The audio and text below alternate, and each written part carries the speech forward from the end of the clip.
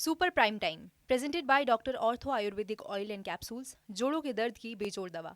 देश के number 1 news show super prime time में आप सभी का स्वागत है। सबसे पहले सबसे अहम खबर, बीते एक महीने से अफगानिस्तान में तालिबानी आतंकी और अफगान की सेना के बीच भीषण युद्ध हो रहा है। बात मौजूदा हालात की करें तो तालिबान ने आधे से ज्यादा अफगानिस्तान पर कब्जा कर लिया है। तालिबानी आतंकियों का अगला टारगेट राजधानी काबुल है, लेकिन हैरानी की बात यह है कि जिस तालिबान का अमेरिका ने नामो निशान मिटा दिया था, आखिर उसने फिर से अफगानिस्तान में अपने पैर कैसे पसार लिए? कैसे तालिबान इतना ताकतवर हो गया कि अफगान फौज उसके सामने टिक नहीं पा रही? उसकी वजह है पठान लैंड में मौजूद तालिबान के टेरर कैंप, जहां जल्लादों की ब्रिगेड तैयार हो रही है। उन्हें हथियार चलाने से लेकर युद्ध लड़ने तक की ट्रेनिंग दी जा रही है। आज TV9 भारतवर्ष तालिबान के उसी आतंकी संसार की सुपर एक्सक्लूसिव तस्वीरें दिखाएगा और यह भी बताएगा कि कैसे ट्रेनिंग सेंटर्स में पढ़ाया जा रहा है टेरर का चैप्टर। तालिबान, यह नाम जैसे ही किसी भी शख्स के जहन में आता है, कानों में बम, गोला, बारूद की गूंज सुनाई देने लगती। भीषण तबाही का मंजर आंखों के सामने तैरने लगता है। आज उसी तालिबान के टेरर कैंप में पहली बार कैमरा पहुंचा है। जिन दहशतगर्दों ने अफगानिस्तान को सुलगाया, जिन्होंने अफगान की जमीन पर खूनी कोहराम मचाया, उन्हीं तालिबानी आतंकियों के सीक्रेट अड्डे को कैमरे ने कैप्चर किया है। आखिर किस तरह तालिबानी आतंकी ट्रेनिंग करते हैं, किन किन हथियारों का इस्तेमाल करते हैं, इनका आका कौन है और वो टेरर मदरसे को ऑपरेट कैसे करता है, कैसे वो एक इंसान को खूंखार मिलिटेंट बनाता है। यकीन मानिए, मेकिंग ऑफ जल्लाद की एक एक तस्वीर आपको सन्न कर देगी, क्योंकि TV9 भारतवर्ष के पास तालिबान के टेरर सेंटर का वो एक्सक्लूसिव वीडियो मौजूद है जिसमें तालिबान का आतंकी संसार है और वहां सिर्फ और सिर्फ टेरर सिलेबस पढ़ाया जाता है। कंधार, अफगानिस्तान के दक्षिण में मौजूद ये प्रांत तालिबान का गढ़ है, क्योंकि इसी कंधार में तालिबान और तालिबान के लीडर मुल्ला उमर का जन्म हुआ था। तालिबान और अफगानिस्तान की फौज के बीच कंधार में ही सबसे भीषण संघर्ष हो रहा है। वैसे तो ये इलाका उजाड़ सा लगता है, लेकिन इसी कंधार से अरगंदब नदी भी गुजरती है। इसी नदी से चंद किलोमीटर दूर तालिबान ने अपनी टेरर यूनिवर्सिटी तैयार की है, जहां आतंकियों को ट्रेनिंग दी जाती है, उन्हें हथियार चलाना सिखाया जाता है। इतना ही नहीं, हमला कैसे करना है, खुद को कैसे बचाना है, ये सब कुछ तालिबान के इसी मदरसे में सिखाया पढ़ाया जाता है, हूबहू किसी कमांडो की तरह। तालिबान ने अपने सोशल मीडिया अकाउंट पर जो वीडियो अपलोड किया, वो 24 मिनट 8 सेकंड का है। घुटना, कंधा या कमर, चाहे जैसा हो दर्द, डॉक्टर ऑर्थो आपको देता है दर्द से पूरी आजादी, एक भरपूर जिंदगी। ये कोई टेम्परेरी पेन किलर नहीं, आयुर्वेदिक औषधि है। इससे पहले कभी भी तालिबान इस तरह के हथकंडे नहीं अपनाता था, लेकिन वो दुनिया की नजरों से बचकर चोरी छिपे अपनी ब्रिगेड तैयार करता था। लेकिन इस बार तालिबान ने न सिर्फ प्रोपेगेंडा वीडियो बनाया, बल्कि उसे रिलीज भी किया, ठीक उसी तरह जैसे ISIS अपने प्रोपेगेंडा वीडियो एडिट करके रिलीज करता था। इसके पीछे का मकसद भी है, दुनिया तालिबान की ताकत को महसूस कर सके, तालिबान के नाम से खौफ खाए। अब आपको तालिबानी प्रोपेगेंडा वीडियो का एक एक फ्रेम दिखाते हैं और ये समझाते हैं कि आखिर कैसे तालिबान ने अपनी ब्रिगेड और हथियारों के दम पर एक मुल्क को सरेंडर करने पर मजबूर कर दिया। जिस तालिबान का सफाया अमेरिका ने सालों पहले कर दिया था, आज वही तालिबान अमेरिका के लिए कैसे सबसे बड़ा खतरा बनता दिखाई दे रहा है। तालिबानी प्रोपेगेंडा चैनल अल इमारा ने इस वीडियो को जारी किया। इस वीडियो को तालिबान ने द मदरसा ऑफ ट्रेनिंग का नाम दे रखा था। वीडियो में कंधार के तालिबानी कैंप में मौजूद आतंकियों को दिखाया गया। वीडियो में जो दिखाई दिया वो हैरान कर देने वाला था, क्योंकि तालिबानी आतंकी ताबड़तोड़ अंदाज में AK-47 से गोलियां दाग रहे थे। इतना ही नहीं, कुछ दहशतगर्द रॉकेट लॉन्चर के जरिए बारूद बरसा रहे थे। टेरर कैंप में आतंकी गुरिल्ला युद्ध की ट्रेनिंग लेते भी दिखाई दिए। ब्लैक कमांडोज की तरह मिलिटेंट भी कैमरे पर दौड़ते भागते दिखाई दे रहे थे। प्रोपेगेंडा वीडियो में तालिबान की घुड़सवार ब्रिगेड भी दिख रही थी। 24 मिनट की वीडियो में पश्तो भाषा का इस्तेमाल किया गया था। अब आप भी इस वीडियो को गौर से देखिए। प्रशिक्षण लेने वाले आतंकी कमांडो वर्दी में हैं। उनके चेहरे नकाब से ढके हुए हैं। जो नकाब दहशतगर्दों ने पहन रखा है, असल में वो तालिबान का सफेद झंडा है। हर आतंकी खतरनाक हथियारों से लैस है। आप देख सकते हैं आतंकियों की तादाद सैकड़ों में है, लेकिन ये तो सिर्फ कंधार का एक ट्रेनिंग सेंटर है। यकीन मानिए, तालिबान ने अफगानिस्तान के कोने कोने में ऐसे नामालूम कितने टेरर के अड्डे खोल रखे हैं, जहां सिर्फ और सिर्फ लोगों की जान लेने वाले दहशतगर्द तैयार होते हैं, जिनका काम है अफगानिस्तान को रक्त रंजित करना, उस पर कब्जा करना। यही आतंकी बीते एक महीने से अफगानिस्तान के कोने कोने में तांडव कर रहे हैं। आधे से ज्यादा पठान लैंड पर तालिबान का कब्जा हो चुका है। आशंका तो इस बात की भी जताई जा रही है कि जल्द ही तालिबान राजधानी काबुल पर कब्जा कर सकता है। तालिबान राजधानी काबुल पर तालिबानी झंडा फहरा सकता है। हालांकि अफगान सेना तालिबान को रोकने की पूरी कोशिश कर रही है, मगर तालिबान को पाकिस्तान जैसा मुल्क हथियार और दूसरी मदद मुहैया करा रहा है। अब तक अमेरिका खुलकर अफगानिस्तान के साथ नहीं आया है, मगर ऐसी खबरें सामने आ रही हैं कि सुपर पावर ने तालिबान का सफाया करने के लिए अपने बॉम्बर्स को भेजा है और अमेरिकी बम वर्षकों का बारूदी ट्रेलर भी सामने आने लगा है। तालिबान के खिलाफ अमेरिका और अफगान सेना ने सीक्रेट तरीके से ज्वाइंट ऑपरेशन शुरू किया है, जिसके तहत अफगान सेना जमीन से और अमेरिका आसमान से एयर स्ट्राइक कर रहा है। इस बारूदी एक्शन में तालिबान के 350 से ज्यादा आतंकी बीते 48 घंटों में ढेर कर दिए गए। दावा तो यहां तक किया जा रहा है कि अब अमेरिका अफगान सुरक्षा बलों की मदद करेगा और इसके लिए तालिबान लड़ाकों पर हवाई हमले किए जाएंगे, वो भी लड़ाकू विमानों के जरिए।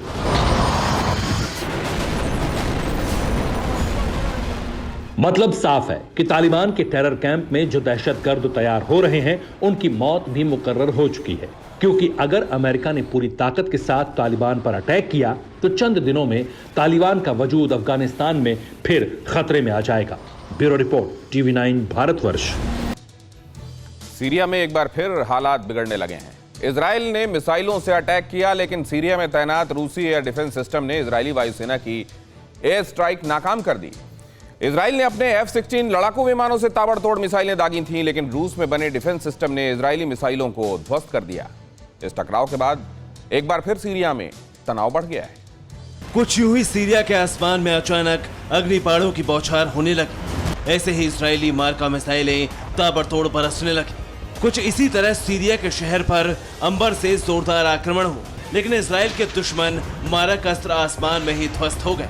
जमीन पर कोहराम मचाने से पहले धुआं धुआं हो गया। सीरिया का शहर तबाह होने से बच गया। हालांकि सीरिया बच गया, लेकिन रूस और इजराइल की दुश्मनी नए सिरे से शुरू हो चुकी है। सीरिया बना बैटल ग्राउंड, महायुद्ध का नया राउंड। रूस बना मिसाइल, सीरिया में गरजे मिसाइल। इजरायली लक्ष्य फेल, सीरिया में फिर खूनी खेल। बरसों से बारूद की बिसात पर बैठा सीरिया महाशक्तियों के शक्ति प्रदर्शन का अड्डा बना हुआ है। सीरिया में मौजूद ईरानी मिलिशिया के समूल नाश करने का संकल्प करने वाले इजराइल ने फिर से मिसाइलों की बरसात की थी आधी रात को। सीरिया के सरकारी ब्रॉडकास्टर अल इब खरिया की माने तो इजराइल ने लेबनान के हवाई क्षेत्र से होमस में अल क्यूसर जिले पर हमला किया था। 2 इजरायली F-16 लड़ाकू विमानों ने होमस प्रांत में कई ठिकानों पर 4 गाइडेड मिसाइलें दागी थी। अभी तक ये साफ नहीं हो पाया है कि इजराइल ने सीरिया में कौन सी गाइडेड मिसाइलों को फायर किया था, लेकिन इजरायली मिसाइल हवा में ही बिखर गई। सतर्क सीरियाई एयर डिफेंस फोर्सेस ने सभी 4 मिसाइलों का हवा में ही मार गिराया। इसके लिए इजरायली सेना ने बक M2E एयर डिफेंस सिस्टम का इस्तेमाल किया था।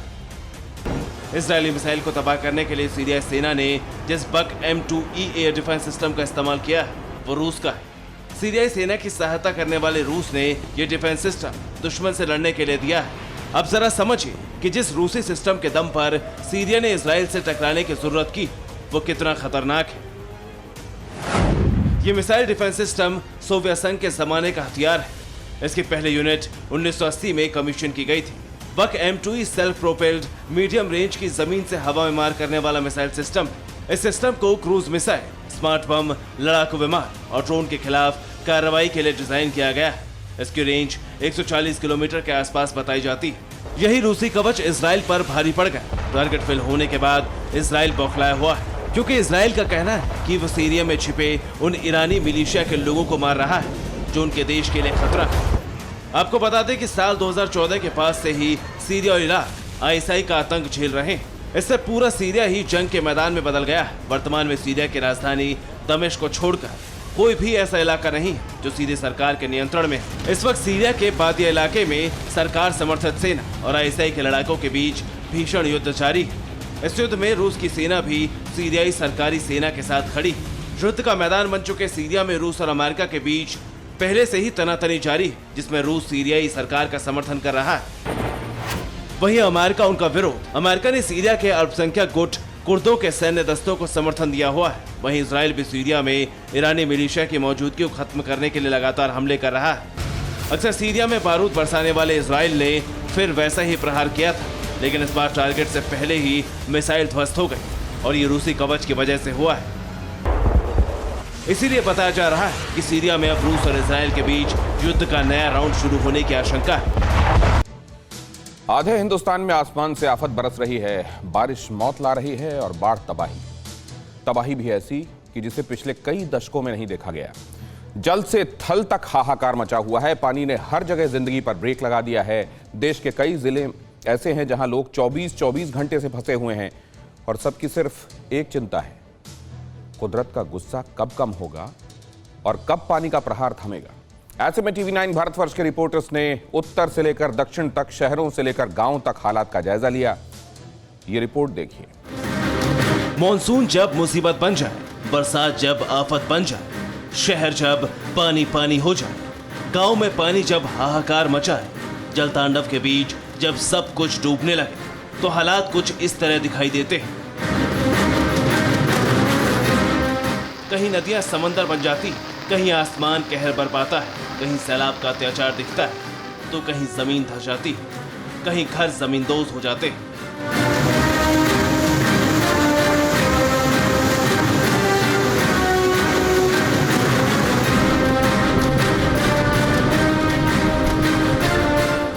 मानसून की बारिश राहत से ज्यादा आफत बनकर आई, लेकिन ये आफत सबसे ज्यादा महाराष्ट्र में देखी जा रही। सैलाब ने महाराष्ट्र में अकल्पनीय तबाही मचाई।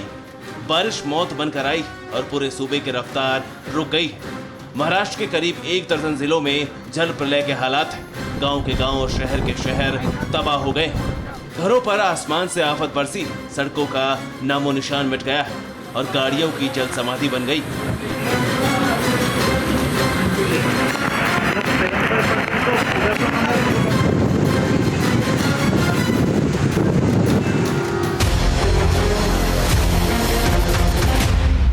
भारी बारिश और बाढ़ से सांगली की तस्वीर पहचानी तक नहीं जा रही। टीवी9 भारतवर्ष के ड्रोन कैमरा से आप सांगली में आई तबाही का मंजर देखिए। महाराष्ट्र में सांगली में ड्रोन के जरिए हमने देखा कि कैसे पूरा गांव और खेत पानी में डूबे हुए हैं। हमारे रिपोर्टर के लिए गांव में जाना आसान नहीं था, लिहाजा जान पर खेलकर एक बोट के जरिए यहाँ पहुँचा गए। घुटना, कंधा या कमर, चाहे जैसा हो दर्द, डॉक्टर ऑर्थो आपको देता है दर्द से पूरी आजादी, एक भरपूर जिंदगी। ये कोई टेम्परेरी पेन किलर नहीं, आयुर्वेदिक औषधि है। आप ऊपर से तस्वीर देख सकते हैं कि यहाँ पर फिलहाल क्या स्थिति है। आप देखिए पूरा का पूरा गांव जो है वो पानी में डूब चुका है। जो गन्ने की खेती है वो पूरी तरह से डूब चुकी है। आपको मैं घर दिखाने की कोशिश करता हूँ। जो छोटे छोटे यहाँ पे जो घर हैं वो पानी में डूबे हैं और जितना ऊपर से आप तस्वीर देखेंगे हर कहीं सिर्फ और सिर्फ पानी नजर आ रहा होगा। यानी कि स्थिति साफ है कि यहाँ पर बहुत बुरा हाल है। सांगली के कड़े गांव में तो बारिश और बाढ़ की वजह से सैकड़ों घरों में 2000 से ज्यादा लोग फंस गए। प्रशासन की मदद से सभी को निकाला गया। यही हाल आसपास के गांवों का भी, जहां 15 फीट तक पानी भरा हुआ है। टीवी9 भारतवर्ष के रिपोर्टर ने बोट के जरिए इन गांवों का जायजा लिया। पूरा का पूरा गांव इस वक्त डूब चुका है। आप देखिए ये जो बंगला है ये आधा इस वक्त पानी में डूबा हुआ है। आप इसी से समझ सकते हैं कि गांव में इस वक्त क्या स्थिति है। और जहां जहां तक आपकी नज़र जाएगी हर जगह सिर्फ और सिर्फ जो है पानी दिखाई देगा। आपको बता दें कि कोल्हापुर, सांगली ये पश्चिम महाराष्ट्र में आता है। पश्चिम महाराष्ट्र में गन्ने की खेती बड़े पैमाने पर होती है। पूरा का पूरा जो गन्ने की खेती है वो इस वक्त डूब चुकी है। कनेगांव का पुराना जो गांव है उसमें सब घर पानी के नीचे गए हैं और 100% लोगों को हमने अगवा करने की वजह से लोग अपने अपने हिसाब से अपना स्थलांतर किया है उन्होंने। सांगली जिले में जहां तक नजर दौड़ाई दूर दूर तक पानी ही पानी नजर आ रहा है। बाढ़ से चारों तरफ तबाही मची। घर, मकान, खेत, सड़कें सब कुछ डूब गए। कोल्हापुर मुंबई हाईवे पर कई फीट तक पानी भर गया और कई गाड़ियां डूब चुकी। इस वक्त मैं सांगली कोल्हापुर बॉर्डर पर हूं और आपको तस्वीर दिखाता हूं कोल्हापुर मुंबई हाईवे की। आप ये तस्वीर देखिए और इससे आप अंदाज़ा लगा सकते हैं कि किस तरह की तकलीफ और किस तरह की परेशानियां इस पूरे इलाके में हैं। पूरी तरह से ये इलाका पानी से डूबा हुआ है। एक ट्रक आप दूर देख सकते हैं, ट्रक का आधा हिस्सा पानी में डूब चुका है। इस ट्रक ड्राइवर को जानकारी के मुताबिक रोका गया था कि वो आगे ना बढ़े, लेकिन इसके बावजूद वो आगे बढ़ा और नतीजा आपके सामने है। बट अचानक 2 दिन में हैवी डेंसिटी के वजह से अभी का जो लेवल है 549 है, 5 मीटर वाटर लेवल बढ़ा हुआ है और चारों का जो वाटर डेंसिटी वो ज़्यादा है मास क्वांटिटी में। इसके वजह से अचानक इतना सारे पानी हाईवे पर आ गया है। यहाँ तक कि बाढ़ का असर शादियों पर भी पड़ा है। सांगली में खेत, मकान और सड़कें तो डूब ही गई। सड़क के किनारे शादी का हॉल भी डूब चुका है। इस हॉल में करीब 15 फुट तक पानी भर गया है। ये माई काका पैलेस नाम का शादी का हॉल है और ये पूरी तरह से डूबा हुआ है। कैसे यहाँ पर लोगों की शादियाँ होती थी, लेकिन अब स्थिति ऐसी है कि खेतों के बीच में बना ये हॉल डूब चुका है। करीब 10 से 15 फुट पानी के आसपास जो समझ में आ रहा है। हमारा जो पीछे का डाइनिंग का हॉल है उसमें कम से कम 20 फुट पानी रहेगा। हाँ। और आगे कम से कम 15 फुट पानी रहेगा। और जो नुकसान की बात है वो अगर पानी जाने के बाद ही पता चलेगा क्या क्या नुकसान हो गया अभी। महाराष्ट्र के गांव में जलतांडव शहरों से ज्यादा है। गांव तक पहुंचने में भी राहत बचाव दलों को काफी मुश्किलें आ रही। ज्यादातर संपर्क मार्ग पानी के प्रहार से पूरी तरह ध्वस्त हो चुके हैं। अब तक बाढ़ और बारिश से महाराष्ट्र में 890 गांव प्रभावित हुए, जिनमें पुणे के 420 गांव, कोल्हापुर के 243 गांव, सतारा के 120 और सांगली के 92 गांव बाढ़ प्रभावित। वाकई पानी ने ऐसा प्रलय मचाया कि महाराष्ट्र की सांसें थम गई, जिंदगी की रफ्तार रुक गई। हर जगह बाढ़ ने ब्रेक लगा दिया है। रेलवे ट्रैक से लेकर हाईवे तक सभी जाम हो गए। बाढ़ के कहर से महाराष्ट्र के कोल्हापुर जिले में भी त्राहिमाम मचा हुआ है। कोल्हापुर में पंचगंगा नदी खतरे के निशान से ऊपर बह रही है। पंचगंगा नदी का खतरे का निशान 43 फुट है, जबकि नदी में 56 फुट के करीब पानी भर चुका है। नदी में आई बाढ़ का पानी कोल्हापुर हाईवे पर भर गया है। यही वजह है कि हाईवे पर लंबा ट्रैफिक जाम लग गया है। यात्रियों से लेकर ड्राइवर सभी इस जाम में फंसे। मुंबई से कोल्हापुर का जो रोड है वो पूरी तरह से बंद कर दिया गया है। मैं इस वक्त कोल्हापुर हाईवे पर हूँ और आपको सीधी तस्वीर दिखाता हूँ।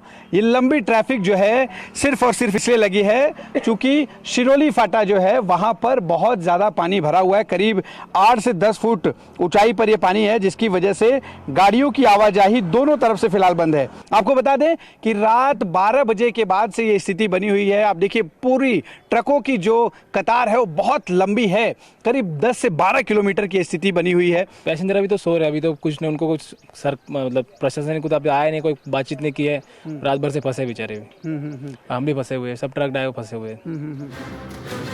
कोल्हापुर में कहीं रास्ते जाम है तो कहीं सड़कें टूटी पड़ी। रेलवे ट्रैक भी पानी में डूबे हुए हैं। हाईवे से लेकर रेलवे तक की रफ्तार थम चुकी है। बारिश और बाढ़ से महाराष्ट्र ठहर गया। सैलाब ने राज्य की लाइफलाइन को ठप कर दिया है। रत्नागिरी में वैशिष्टी नदी खतरे के निशान के ऊपर बह रही और नदी में पानी की रफ्तार इतनी तेज है कि मुंबई को गोवा से जोड़ने वाला पुल तक बह चुका है। ये जो आप तेज बहाव अभी भी देख सकते हैं। बारिश की तीव्रता हालांकि अभी कम है, इतनी तेज बारिश नहीं है, लेकिन बहाव आप देख सकते हैं बहुत तेजी से है। पहाड़ों से जो पानी अलग अलग जगहों से इस नदी में मिलता है वो चिपलून सिटी से होते हुए आगे की तरफ बढ़ रहा है। वैशिष्टी नदी की जो खतरे का निशान है वो 7, 7.5 के आसपास अभी भी है और कल ये खतरे का निशान बहुत ज़्यादा था। नतीजा ये हुआ कि पूरा चिपलून शहर डूब गया और ये जो ब्रिज है ये वॉश आउट हो गया। इस मुश्किल घड़ी में भी जलदूत बने राहत बचाव दल के सदस्य लोगों को सुरक्षित जगहों पर पहुंचाने में लगे, लेकिन रायगढ़ में जो लोग बाढ़ की पीड़ा झेल रहे उन्हें कोई रास्ता दिखाई नहीं दे रहा। महाराष्ट्र के रायगढ़ में बाढ़ से हालात बदतर होते जा रहे हैं। यहाँ बर्बादी चारों तरफ दिखाई दे रही, कहीं तबाह मकानों की शक्ल में तो कहीं बाढ़ के क्रूर पंजों के हाथों शिकार हुई गाड़ियों की शक्ल में। रायगढ़ के 6 इलाकों में लैंडस्लाइड से मौत का मातम पसर गया। 48 घंटे के अंदर रायगढ़ में पानी प्रलय बन गया। रायगढ़ में लैंडस्लाइड से करीब 50 लोगों की जान जा चुकी, कई लोग अब भी लापता है। एनडीआरएफ की टीम बाकी लापता लोगों की तलाश में जुटी। मलाड के तलाई गांव में भी लैंडस्लाइड ने जमकर कोहराम मचाया है। लैंडस्लाइड की चपेट में आकर गांव के करीब 30 घर दब गए। रायगढ़ में हर जगह तबाही के निशान है। पानी का प्रहार है, बस्तियों में हाहाकार है और इंसानों में चित्कार है। गाड़ियां डिब्बा बन गई, ना कोई देखने वाला है, ना कोई बचाने वाला। पानी का स्तर कम हुआ है, लेकिन जरा तस्वीरें देखिए, जब पानी भरा था उस वक्त क्या स्थिति रही होगी। पानी का स्तर कम होने के बावजूद एक गाड़ी एक के ऊपर इस वक्त हमें नजर आ रही है और ऐसी तमाम गाड़ियां इस वक्त इस पानी में बह रही हैं। तो जब पानी का स्तर इतना ज्यादा था उस वक्त सोचिए क्या हुआ होगा। लगातार हम देख रहे हैं कि टीमें काम कर रही हैं, टीमें बचाने की लोगों को कोशिश कर रही है, लेकिन अभी भी खतरा टला नहीं है। बरसात रुक रुक कर ही सही लेकिन हो रही है। रायगढ़ जैसे हालात ही राजस्थान के झालावाड़ जिले में। झालावाड़ जिले की नदियां कहर बरपा रही, जहां घर, मकान, दुकान, बाजार, गाड़ियां सब डूब गए। अस्पतालों में पानी भरा। पानी की रफ्तार इतनी तेज है कि लोगों के साथ ही मवेशियों की जिंदगी पर भी आफत आ गई। मानसून की बारिश और बाढ़ से देश बेहाल है। जल से थल तक आफत का तांडव है। कुदरत के क्रूर प्रहार ने ऐसा कहर बरपाया है कि सांगली से कोल्हापुर तक, रायगढ़ से रत्नागिरी तक और पुणे सतारा से कोंकण गोवा तक बाढ़ चुनौती बन गई और आम लोग असहाय हो गए। रायगढ़ से शिवानी ठाकुर के साथ अश्विनी पांडे, रत्नागिरी, टीवी9 भारतवर्ष। क्या वो डरावना अतीत जिसे भुलाने की कोशिश हो रही है वो वर्तमान बनने वाला है? क्या हिंदुस्तान में कोरोना के नए फेज का काउंटडाउन शुरू हो चुका है? ये सवाल इसलिए क्योंकि हमारे पड़ोसी देश बांग्लादेश में सख्त लॉकडाउन लागू है। वियतनाम की राजधानी हनोई में भी 15 दिन का लॉकडाउन है। अमेरिका तक में कोरोना के केसेस बढ़ रहे हैं। ब्रिटेन में तो लोगों को जरूरी सामान तक नहीं मिल पा रहा। ब्राजील की हालत पर फिर से दुनिया को तरस आ रहा है। भारत में भी केरल में वीकेंड लॉकडाउन लग गया है। तमिलनाडु में अलर्ट जारी किया गया है। बांग्लादेश में हालात डेंजरस, फैला नया वेरिएंट डेल्टा प्लस। अमेरिका में डेल्टा का कहर, वैक्सीनेशन का नहीं कोई असर। जरूरी सामानों की किल्लत, ब्रिटेन से ब्राजील तक दिक्कत। हिंदुस्तान के बॉर्डर पर हड़कंप, बांग्लादेश में कोरोना केस में जम। हिंदुस्तान के बिल्कुल करीब, बस बॉर्डर के उस पार, बांग्लादेश की सड़कों पर सन्नाटा है। घर से बाहर निकलने की हिम्मत नहीं हो रही। सरकार इतनी मजबूर है कि देश में लॉकडाउन का ऐलान करना पड़ा है। किलर वायरस बांग्लादेश में तेजी से फैल रहा है। यहाँ कोरोना का सबसे नया और घातक वेरिएंट डेल्टा प्लस मिलने की पुष्टि हुई। डेल्टा प्लस की मौजूदगी का मतलब है हवा से संक्रमण का खतरा, संक्रमित के फेफड़े में इन्फेक्शन, सांस लेने में मरीज को दिक्कत, आईसीयू और वेंटिलेटर की जरूरत। बांग्लादेश का हाल हिंदुस्तान के उन लोगों की आंखें खोल देगा जो कोरोना को एक गुजरा हुआ काल मान रहे, बेफिक्र होकर घूम रहे, मास्क नहीं लगा रहे, सोशल डिस्टेंसिंग नहीं रख रहे। घुटना, कंधा या कमर, चाहे जैसा हो दर्द, डॉक्टर ऑर्थो आपको देता है दर्द से पूरी आजादी, एक भरपूर जिंदगी। ये कोई टेम्परेरी पेन किलर नहीं, आयुर्वेदिक औषधि है। खतरे का सिग्नल इसलिए है क्योंकि कोरोना का संक्रमण काफी तेजी से फैल रहा है। बांग्लादेश भारत के बिल्कुल करीब है। ऐसे में लोगों का इस मुल्क से उस मुल्क में आना जाना लगा रहता है। कई जगहों पर सीमाएं इतनी ज्यादा करीब हैं कि लोग बिल्कुल पास पास रहते हैं। बांग्लादेश की सड़कों पर सिर्फ पुलिस नहीं बल्कि सेना के जवानों की तैनाती। 23 जुलाई से 5 अगस्त तक सख्त लॉकडाउन का ऐलान हुआ। बांग्लादेश में 1 जुलाई से लॉकडाउन लगाया गया था। ईद की वजह से 15 से 22 जुलाई तक लॉकडाउन में ढील दी गई। शुक्रवार को कोविड-19 से 166 लोगों की मौत, जबकि संक्रमण के 6,364 नए मामले सामने आए। देश में अब तक 11,46,564 कोरोना के मामलों की पुष्टि हुई, जबकि 18,851 लोगों की जान जा चुकी। अचानक लॉकडाउन लगने की वजह से वो लोग फंस गए जो ईद में अपने गांव गए थे। ट्रेन और बस बंद होने की वजह से अब हाईवे पर पैदल चलने वालों की भीड़ लग रही। माना जा रहा है कि ईद की वजह से संक्रमण तेजी से बढ़ सकता है, इसलिए सरकार चाहती कि जो ईद में जहां गया था वो वहीं रहे और 14 दिनों तक लोगों के बीच सोशल डिस्टेंसिंग बनी रहे। भारत में भी बकरीद के दौरान बाजारों में भीड़ उमड़ी और लोगों ने दूसरे शहरों की यात्रा की। लेकिन दिल्ली समेत कई राज्यों में लापरवाही का दौर जारी। ऐसा नहीं है कि लॉकडाउन और कहर की कहानी सिर्फ विदेशों की। केरल में शनिवार और रविवार को लॉकडाउन लागू है। केरल में 24 घंटे के भीतर 17,518 केस सामने हैं। केरल में कुल 132 मरीजों की 24 घंटे में मौत हो गई। महाराष्ट्र में कुल 6,753 कोविड केस दर्ज किए गए। तमिलनाडु की सीमा पर सुरक्षा और चेकिंग बढ़ा दी गई। तमिलनाडु में कोविड-19 के 1,830 केस सामने आए। देश में 24 घंटे के अंदर 39,097 नए कोविड केस सामने आए। अमेरिका में कोरोना ने सबसे ज्यादा कहर मचाया था। तेजी से वैक्सीनेशन करवाकर कोरोना को काबू रखने की कोशिश जारी, लेकिन कोरोना के डेल्टा वेरिएंट ने सुपर पावर को भी डरा दिया। अमेरिका में शुक्रवार को 67,135 लोगों में कोरोना की पुष्टि हुई। नए संक्रमितों का आंकड़ा पिछले 3 महीनों में सबसे ज्यादा है। इससे पहले 23 अप्रैल को 67,693 केस पॉजिटिव आए थे। अमेरिका में टीके का भरपूर स्टॉक है, लेकिन लोग वैक्सीन लेने में दिलचस्पी नहीं दिखा रहे। देश के जिन हिस्सों में टीकाकरण की रफ्तार कम, उन हिस्सों से सबसे अधिक 90% कोरोना केस मिले। अमेरिका में कोरोना का नया फेज डेल्टा वेरिएंट की वजह से आया। अमेरिका के लोग मानते हैं कि कोरोना के नए वेरिएंट पर वैक्सीन का असर नहीं होगा, इसीलिए लोग टीका नहीं लगवा रहे। अब ब्रिटेन की तस्वीरों को देखिए। ब्रिटेन में कोरोना का डेल्टा वेरिएंट न सिर्फ लोगों को बीमार कर रहा है, बल्कि अब तो खाने पीने की चीजें भी नहीं मिल पा रही। ब्रिटेन में दुकानें खुली हुई, लेकिन दुकानों में सामान नहीं आ पा रहा है। वजह डेल्टा का तेजी से फैलता संक्रमण है। फूड और सप्लाई से जुड़े लोग इन दिनों कोरोना से संक्रमित होकर अस्पताल में भर्ती, इसलिए सुपरमार्केट्स की डिमांड पूरी नहीं हो पा रही। सरकार नई सप्लाई चेन तो बना नहीं सकती, इसीलिए अब लोगों को जरूरी सामान नहीं मिल पा रहा है। ब्रिटेन में संक्रमित के संपर्क में आने पर लोगों को आइसोलेट होना पड़ता है। ब्रिटेन में हर दिन करीब 44,000 नए केस आ रहे हैं। मरीजों से संपर्क में आए लोग 10 दिन आइसोलेट रहते हैं।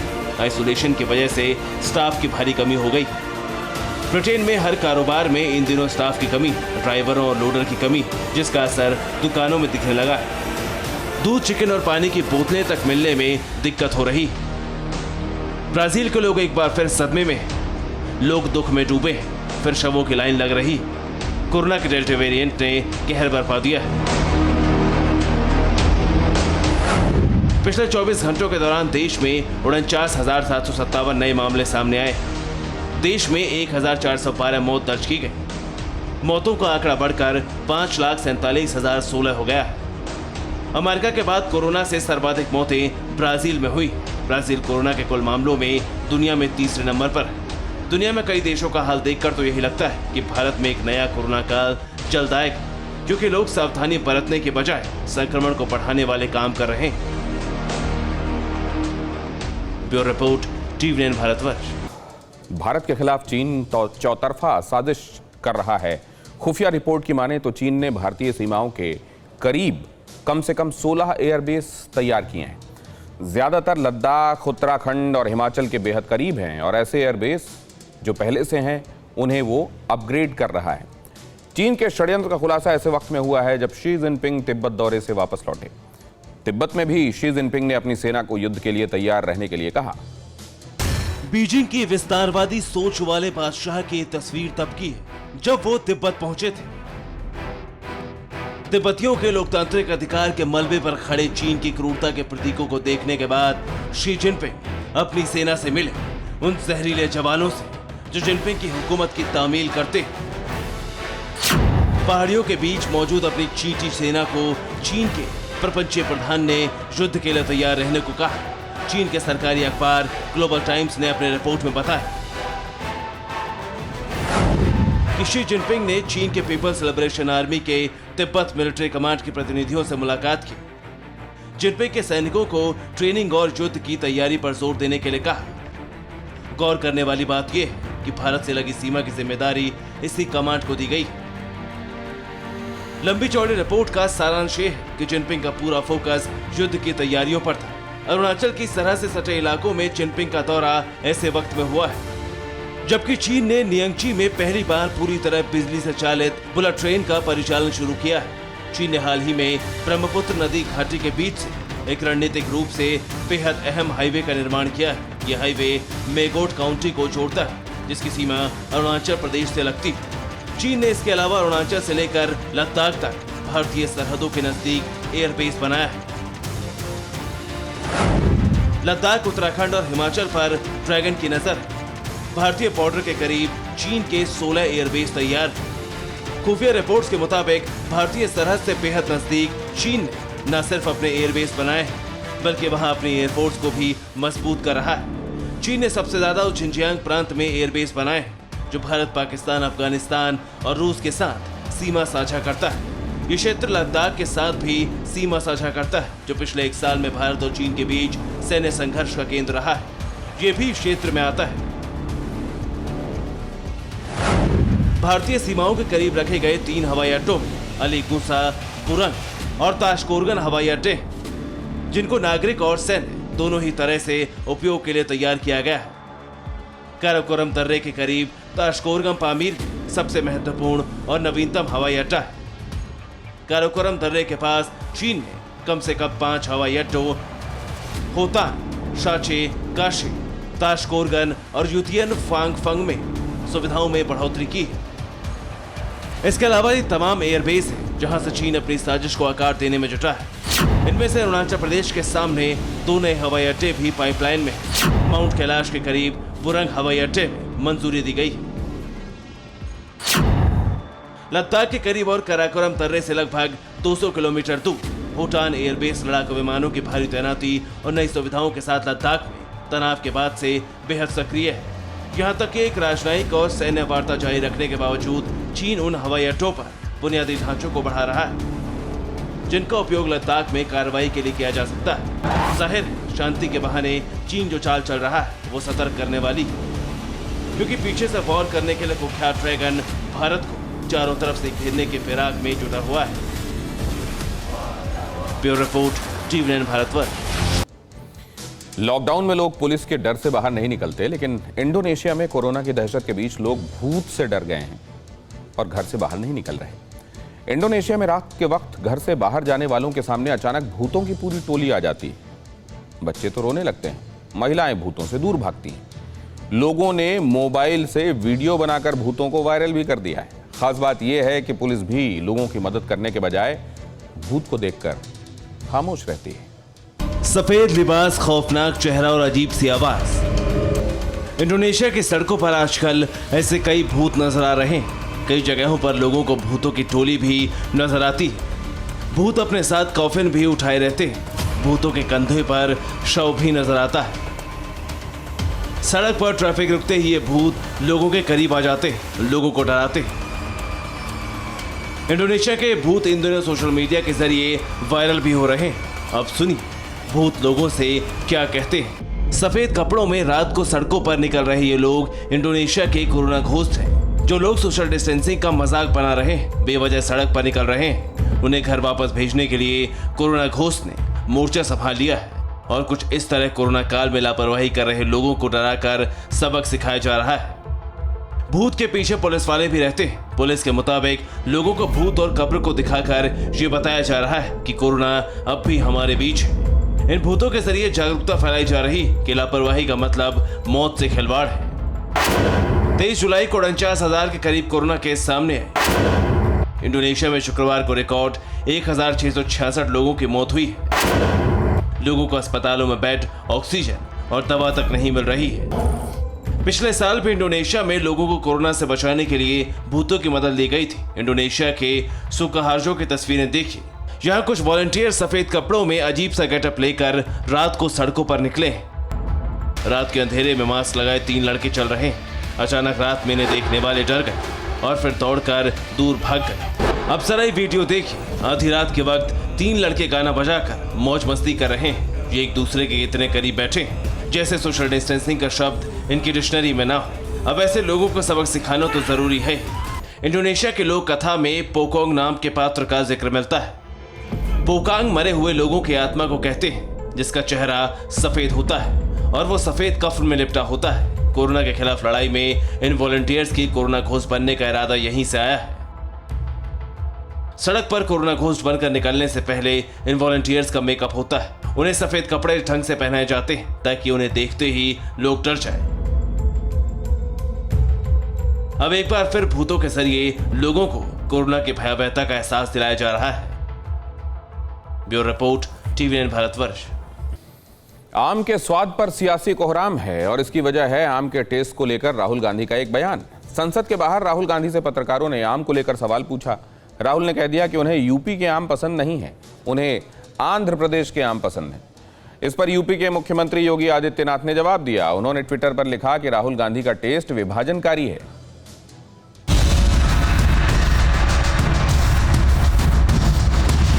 I don't like UP आम।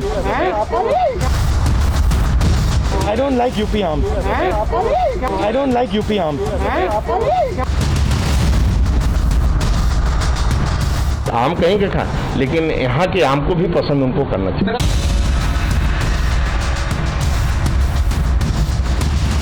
उत्तर प्रदेश का लंगड़ा भी पसंद है, ये भी कहा दशहरी भी पसंद है।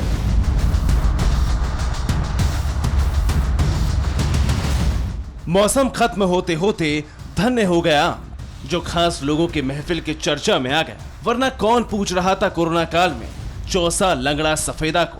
लॉकडाउन में तो दुर्दशा हो गई थी आम की। वो तो संयोग से राहुल गांधी की तस्तरी में सजी, उन्होंने खा लिया। हल्के फुल्के अंदाज में ही सही, लेकिन स्वाद का अविस्तार वर्णन कर दिया और फिर आम पर सियासी कोहराम मच गया। I don't like UP आम। I like Andhra। Langda is still doable. Dessert is too sweet for me.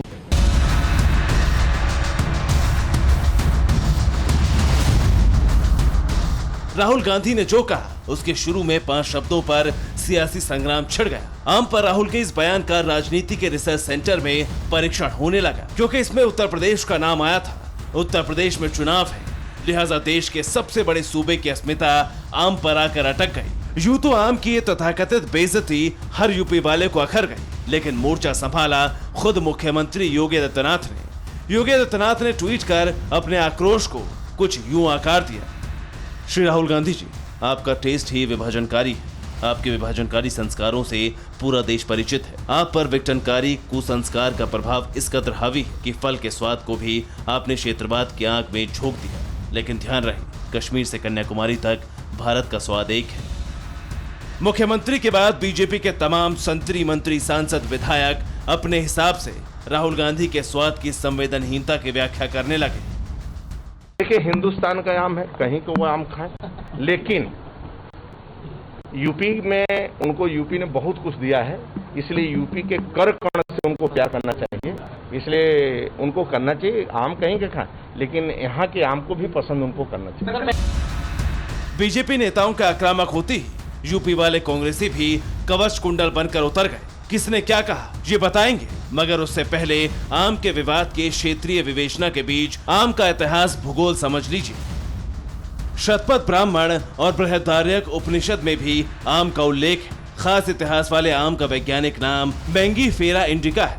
आम की सबसे खास नस्लें इंडोनेशिया, मलेशिया में पाई जाती हैं। भारत, पाकिस्तान और फिलीपींस में इसे राष्ट्रीय फल का दर्जा प्राप्त है।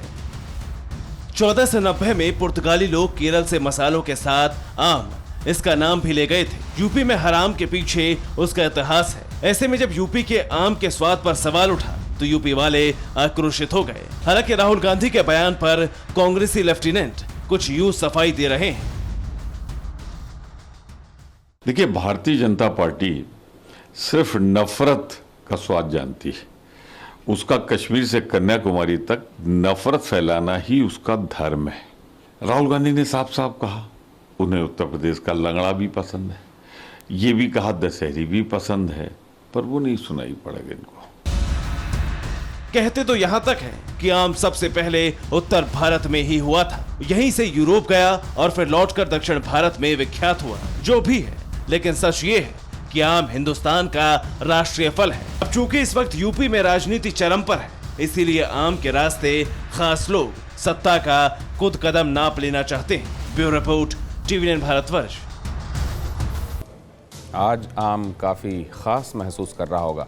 ब्रेन सर्जरी बहुत मुश्किल मानी जाती है। डॉक्टर्स भी पूरी सावधानी के साथ ब्रेन से जुड़े किसी भी ऑपरेशन को अंजाम देते हैं, लेकिन दिल्ली के एम्स अस्पताल में एक मरीज का ब्रेन ट्यूमर ऑपरेट किया गया, वो भी बेहोश किए बगैर। पूरे ऑपरेशन का वीडियो भी बनाया गया। इस दौरान कुछ ऐसा घटा जिसे देखकर हर कोई हैरान है। क्यों और कैसे, इस रिपोर्ट में देखिए।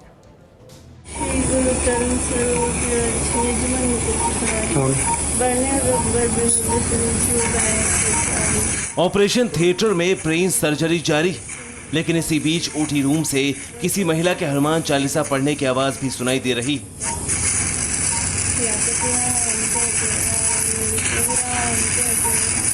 आखिर ये किसकी आवाज है? कौन ऑपरेशन थिएटर में हनुमान चालीसा पढ़ रहा है? यकीन मानिए, जब आपको इस वीडियो के पीछे का सच पता चलेगा तो हैरान रह जाएंगे, क्योंकि ऑपरेशन के दौरान जो महिला हनुमान चालीसा का पाठ कर रही है, उसी महिला के ब्रेन सर्जरी हो रही है। ये वीडियो दिल्ली के एम्स अस्पताल का है, जहां एक महिला का ब्रेन ट्यूमर निकालने के लिए सर्जरी शुरू हुई। ऑपरेशन शुरू होने से पहले डॉक्टर ने महिला को हनुमान चालीसा का पाठ करने के लिए कहा। फौरन सर्जरी करा रही महिला हनुमान चालीसा का पाठ करने लगी। हाँ जी, युक्ति शुरू हो जाओ। हनुमान चालीसा जब तुम्हारा ब्रेन ट्यूमर निकाला जा रहा है। लाइक किसा दीजिएगा।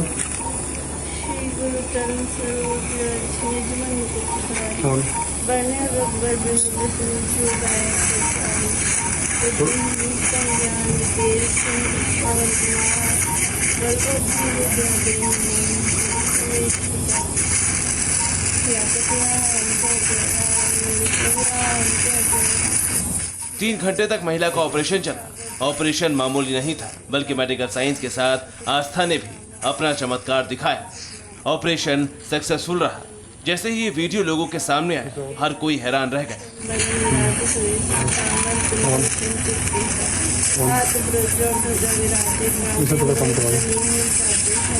आपको बता दें कि एम्स अस्पताल के डॉक्टर ने महिला को बिना बेहोश किए इस ऑपरेशन को अंजाम दिया।